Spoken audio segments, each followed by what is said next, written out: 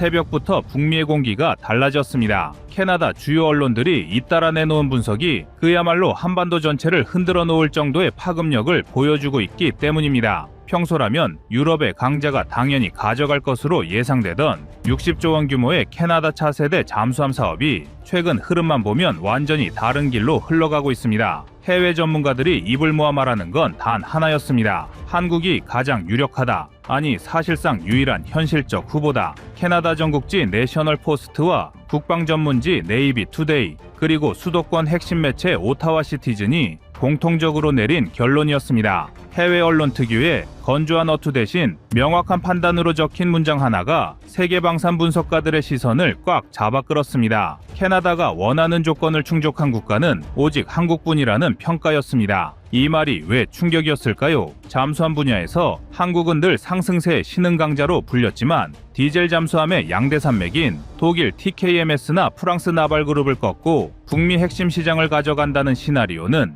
그동안 실제로 거론된 적이 거의 없었습니다. 그런데 이번에는 상황이 완전히 뒤집혔습니다. 그 반전의 중심엔 한화오션의 KSS-3, 즉 도산안창호급이 서 있습니다. 캐나다 언론들이 가장 먼저 주목한 건 KSS-3가 이미 한국 해군에서 실전 배치되어 있고 성능 검증까지 끝난 운용 중 플랫폼이라는 점이었습니다. 이는 독일, 프랑스, 영국이 현재 겪고 있는 조선산업 병목과 극명하게 대비됩니다. 유럽조선소는 잠수함 건조 적체로 평균 외서 7년 이상 지연, 반면 한국은 이미 3-4척 동시병행 건조 능력을 보유하고 있으며 실제로 이를 증명해냈습니다. 캐나다는 2035년 첫 인도라는 정해진 시계를 갖고 있어 지연 리스크를 감수할 수 없기 때문에 결국 제때 납품 가능한 국가가 승자가 되는 구도였고 한국은 그 유일한 선택지였습니다.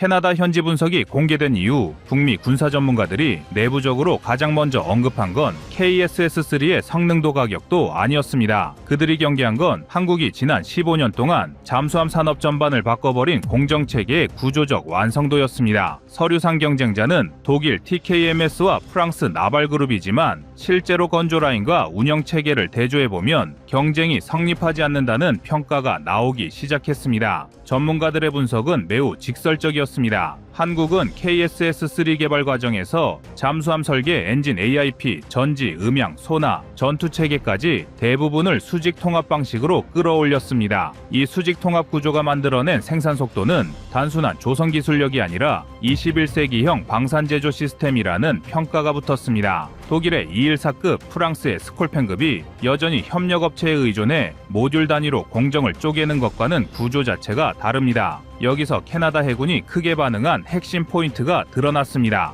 KSS-3의 기본 전투 체계는 한국 해군 요구도를 충족시키기 위해 실전 소음 패턴 기반 알고리즘을 장기간 축적해왔는데 이 데이터는 단순한 센서 성능을 넘어서 북태평양, 오호츠크, 동해, 남해에서 수집된 실전 바다 소음 지도의 총합으로 이루어졌습니다. 캐나다 전문가들은 이 점을 북극 환경에 바로 맞는 감지 능력을 설계할 수 있는 국가라는 분석으로 연결했습니다. 북극해는 소음 반사 패턴과 온도 약층 구조가 극단적으로 서로 다르기 때문에 실제 운영 데이터를 기반으로 한 전투체계 알고리즘이 없으면 탐지 성능이 급격히 떨어집니다. 또 하나 중요한 지점은 한국이 리튬이온 배터리 전투함정 운영 데이터를 이미 확보한 국가라는 점입니다. 리튬이온 기술은 이론적 성능보다 실전 안정성이 핵심이며 일본조차 연속 운영 데이터에 대한 검증 결과를 공개하지 않고 있습니다. 반면 한국은 KSS-3 후속 개량 사업을 통해 장기 테스트 데이터를 이미 보유하고 있으며 캐나다 해군이 필요로 하는 연속 20에서 30일 자망 조건을 충족할 수 있는 가장 신뢰도 높은 전력으로 평가받았습니다. 특히 해외 전문가들이 결정적으로 주목한 건 한국의 선체 내 유효적재 공간입니다. KSS-3의 폭과 길이는 독일 212CD보다 크고 프랑스 스콜펜보다 두드러지게 넉넉합니다. 이 차이가 실제로 무엇을 의미하냐면 캐나다가 요구하는 얼음화 항법 장치, 고출력 수중 통신 장비, 북극용 음향 패키지, 대형 보조 발전 시스템을 넣을 여유가 있다는 것입니다. 독일이나 프랑스 플랫폼은 이 확장성을 충족하지 못해 캐나다 요구도가 발표된 직후부터 구조적 한계라는 평가를 피하지 못했습니다. 여기에 해외 군사 전문가들을 더욱 놀라게 만든 것은 한국의 인력 안정성이었습니다. 독일, 영국, 조선업이 경험하는 인력 공백은 평균 25에서 30% 수준인데 한국 조선업은 자동화 비율과 대규모 인력풀 덕분에 인력 이탈률이 5% 내외에 불과합니다. 잠수함은 최종 조립 단계에서 고숙련 인력이 필요하기 때문에 이 인력 안정성이 납기 준수 능력으로 직결됩니다. 캐나다가 한국이 가장 유력하다라고 평가할 수밖에 없는 구조적 이유가 바로 여기에 있습니다. 그리고 마지막으로 방산업계 관계자들이 조용히 언급한 한국의 비공개 강점이 하나 있습니다. KSS-3는 설계 단계부터 미래 플랫폼 확장성을 고려해서 만들어졌기 때문에 캐나다가 요구할 경우 별도 설계 변경 없이 대형 수직 발사관 추가가 가능합니다. 이는 캐나다가 나토 임무에서 장거리 타격 기능을 도입할 수 있는 유일한 길이며 독일, 프랑스 플랫폼은 선체 구조가 작아 동일한 확장을 적용하기 어렵습니다. 캐나다의 전략가들이 이 부분에 강하게 반응한 이유는 간단합니다. 수십 년 운용할 플랫폼이라면 미래 확장성이 없는 잠수함을 선택할 수 없기 때문이죠. 이런 분석을 통해 드러난 결론은 명확했습니다. 캐나다 분석가들이 언급하지 않은 진짜 경쟁력은 한국의 건조 능력을 넘어 기술 통제력, 확장성, 데이터 기반 전투 체계, 그리고 이것을 차질 없이 생산할 인력 기반이라는 종합 구조에 있었고, 이 구조 전체가 독일이나 프랑스가 따라올 수 없는 영역이라는 점이었습니다. 그럼 해외 언론들이 극찬한 한국 잠수함의 성능을 구체적으로 알아보겠습니다. 그리고 외신들의 분석은 단순 호의가 아니었습니다. 그들은 숫자와 성능 데이터를 대조하며 한국이 왜 이 구도에서 단숨에 1위 후보로 치고 올라왔는지를 차근차근 설명했습니다. 먼저 북극 작전 능력입니다. 캐나다 해군이 가장 절박하게 원하는 능력이죠. KSS-3가 제안한 리튬이온 기반 장기 항속, 얼음화 운용을 위한 센서 패키지, 내빙성 강화를 위한 대형 함체 구조가 현지 분석가들의 평가를 바꿔놓았습니다. 캐나다 언론들은 이를 두고 준핵잠급 플랫폼, 즉 원자력 잠수함에 준하는 작전 범위와 지속성을 보여준다고 표현했습니다. 캐나다가 SSN을 도입하기 어려운 이유는 단순한 결정이 아니라 국제 레짐 예산 유지, 교육 체계 등 구조적 제약 때문입니다. 그렇게 캐나다가 현실적으로 선택할 수 있는 최상위 해답은 대형 고성능 SSK였고, 바로 이 범주에서 한국 KSS-3는 압도적인 우위를 점했습니다. 가격은 또 다른 충격이었습니다. 캐나다 매체들은 한국 KSS-3가 프랑스, 독일 SSK 대비 40에서 50% 저렴한 가격대를 제시한다고 분석했습니다. 이는 한국의 조선 자동화율, 공정 효율성, 원가 통제 능력 덕분이며 세계 어느 조선소도 이 속도를 따라오지 못한다는 점까지 언급했습니다. 한국 해군이 수십 년간 축적해온 연속함 건조 노하우는 단순 제조 능력을 넘어 운영, 정비, 후속 양산까지 일관된 구조를 만들었습니다. 여기에 캐나다 박혹이 공개적으로 밝힌 평가가 상황을 더욱 뒤집었습니다. 2026년에 계약을 체결할 경우 한국은 최초함 2032년 인도, 이후연 한 척 속도로 2035년까지 최대 4척 인도 가능하다는 분석이었습니다. 2035년이 목표인 캐나다 프로젝트 특성상 이 수치는 단순히 경쟁력의 문제가 아니라 사실상 사업 승패를 결정하는 절대 지표이기도 합니다. 이쯤 되면 해외 언론이 한국이 가장 유력하다고 보도한 이유가 명확해집니다. 잠수함 건조 속도, 성능, 가격, 현지 산업 협력, 운영 안정성까지 모두 충족한 국가는 한국 한 나라뿐이었기 때문입니다.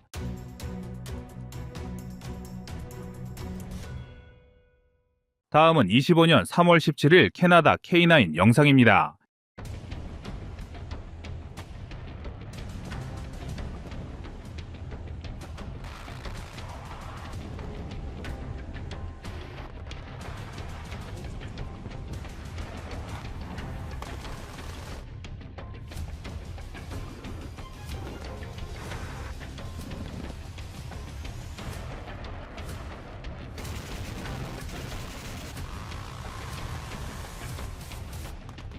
아나무인 트럼프의 만행은 어디까지 이어질까요? 대선 직후부터 캐나다를 향해 미국의 51번째 주가 되라던 트럼프는 관세 전쟁을 통해 캐나다를 압박하고 있습니다. 트럼프는 철강을 비롯한 주요 산업의 관세를 2배로 올린 후 미국의 주로 편입된다면 이러한 관세는 완전히 사라질 것이란 발언을 남겼는데요. 캐나다가 아무리 미국과 친밀한 관계를 형성해 왔지만 엄연한 주권 국가임에도 불구하고 이러한 트럼프의 발언은 국제사회에서 굉장한 결례가 되는 행위입니다. 심지어 트럼프는 캐나다 총리를 제멋대로 캐나다 주지사라 칭하는 언행도 서슴지 않고 있습니다. 그리고 트럼프의 이러한 막장 행각이 지속되자 이제는 캐나다 내 정치권에서도 이를 심각한 위협으로 받아들여야 한다는 여론이 증가하고 있는데요. 그런데 이처럼 막 나가는 트럼프의 행보가 한국에는 상당한 호재로 작용할 모양입니다. 최근 한국은 캐나다의 K9 자주포 수출 제한을 시도하였습니다. 군 현대화를 진행하는 캐나다가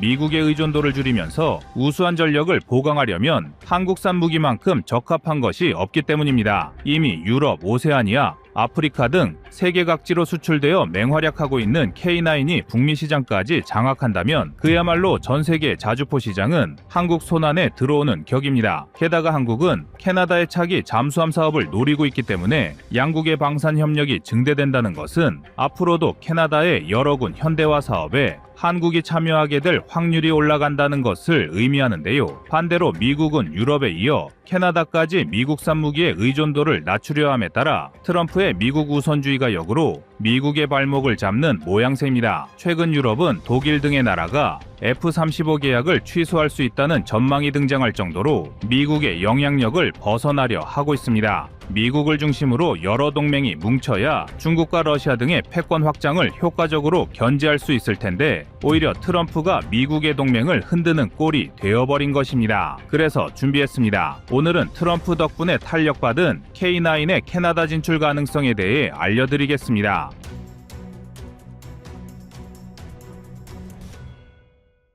흔히 캐나다의 안보와 군사력에 대해 상당 부분을 미국에 의존한다는 세간의 인식이 큽니다. 하지만 이를 자세히 살펴보면 캐나다가 안보를 미국에 의존한다는 지적은 사실 절반 정도만 맞는 이야기입니다. 비록 캐나다가 대규모로 군을 운용하고 있지는 않지만 캐나다군은 풍부한 실전 경험을 토대로 꾸준히 발전해온 소수 정예의 부대입니다. 캐나다군 병력 개개인의 정예도와 평균 수준이 매우 높다 보니 오죽하면 SAS 등으로 유명한 영국을 제치고 파이브 아이즈 국가 중에서 미국 다음으로 가장 우수하다고 평가받을 정도입니다. 또한 과거와 달리 2020년대에 들어서는 신규 전력을 확보하려는 노력도 소홀히 하지 않고 있는데요. 군 현대화 사업의 일환으로 캐나다 공군은 최대 80대 이상의 F-35 전투기를 구매하였으며 해군은 배수량 7,800톤급 이상의 이지스함을 15척 이상 보강하기로 결정하였습니다. 여기에 더하여 대한민국 국민들도 많은 관심을 보이고 있는 차기 잠수함 사업에 한국 방산기업이 도전장을 내미는 등 캐나다군은 계속해서 현대화 작업을 진행하고 있습니다. 하지만 유독 지상전력, 그 중에서도 포병 분야는 상당히 빈약한 수준입니다. 현대 포병의 핵심이자 상징이라 할 수 있는 자주포와 다연장 로켓을 단 한 문도 보유하고 있지 않은 게 지금의 캐나다군 현황인데요. 캐나다가 지상으로 적성국과 마주하고 있지 않기도 하고 미국이란 우방이 인접해 있다는 점을 고려하더라도 불과 수십 문의 견인포만으로 포병 전력을 구성하고 있다는 것은 캐나다 육군의 포병 전력이 형편없다는 점을 방증합니다. 따라서 이전부터 캐나다도 한국의 K9 자주포에 많은 관심을 보였던 적이 적지 않았습니다. 캐나다는 러시아 우크라이나 전쟁이 발발하자 자신들이 보유한 일부 견인포를 지원하기로 결정하였는데 이에 따른 작전 공백을 최소화하고자 K9 자주포에 관심을 보였던 사례가 있는데요. 다만 당시에는 한국과 캐나다가 공식적으로 협상을 주고받지는 않았으며 간접적인 관심에 그쳤습니다.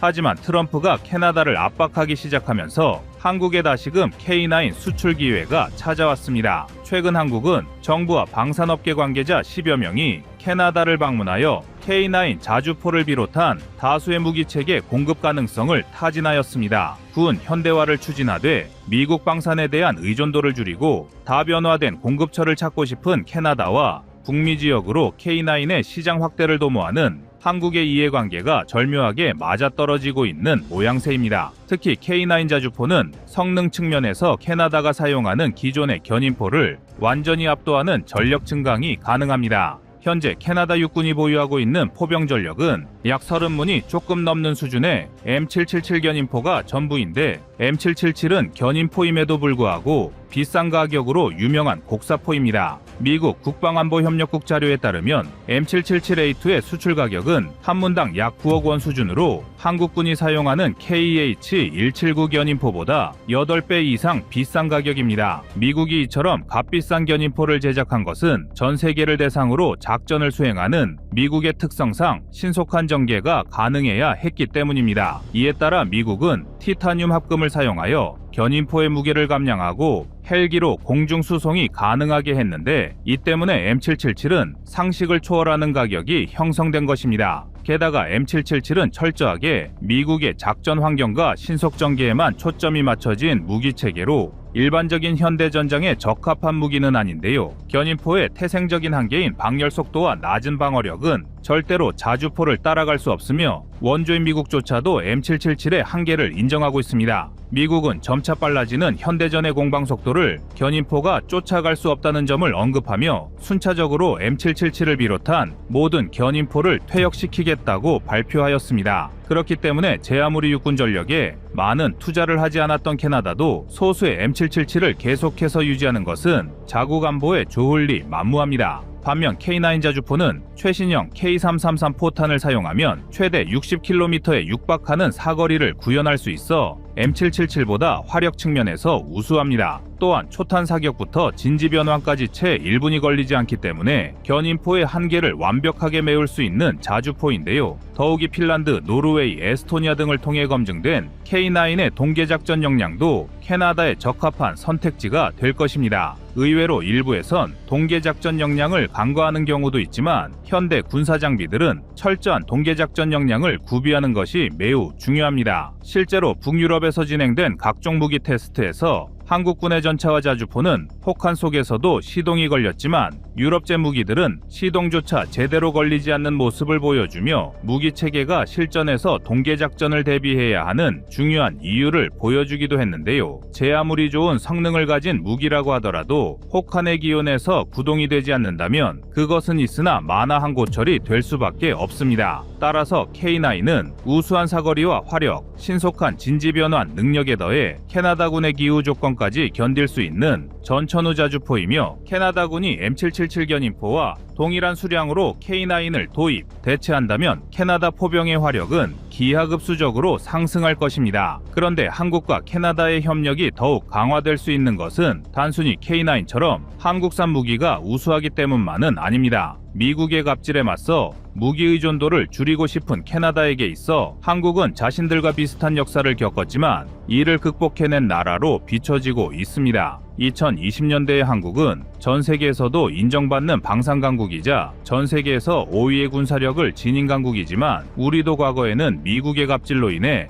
많은 어려움을 겪어야만 했습니다. 특히 미국은 한국에게 특정 무기의 판매를 허가하지 않거나 과도한 금액을 부과하는 등의 갑질을 일삼기도 했으며 약속된 기술 이전을 거부하는 만행도 적지 않았습니다. 일례로 한국은 북한의 함정을 제압할 대한미사일이 절실했는데 한국군의 전력 강화를 견제하려는 일본의 로비를 받은 미국이 하푼 미사일의 판매를 거부한 사례도 있으며 단종을 이유로 부품값을 6배나 인상하는 경우도 있었습니다. 일부 무기는 미국이 정비를 협조하지 않아 수년간 정비가 지연되며 작전 공백을 초래하기도 했고 절충 교역을 통해 한국에게 넘겨주기로 한 기술을 제때 이전하지 않는 문제까지 있었던 게 사실인데요. 한국이 비록 군사적으로 미국과 긴밀한 동맹관계를 구축하고 있지만 그와 별개로 이러한 미국 방산의 갑질은 우리 군과 연구진에게 많은 서러움을 안겼습니다. 하지만 한국은 이러한 고난과 서름을 되풀이하지 않겠다는 일념으로 미국 무기에 대한 의존도를 낮추고 자체 개발 역량을 키우기 위해 노력하였습니다. 미국에게 일방적으로 협상 주도권을 넘기지 않기 위해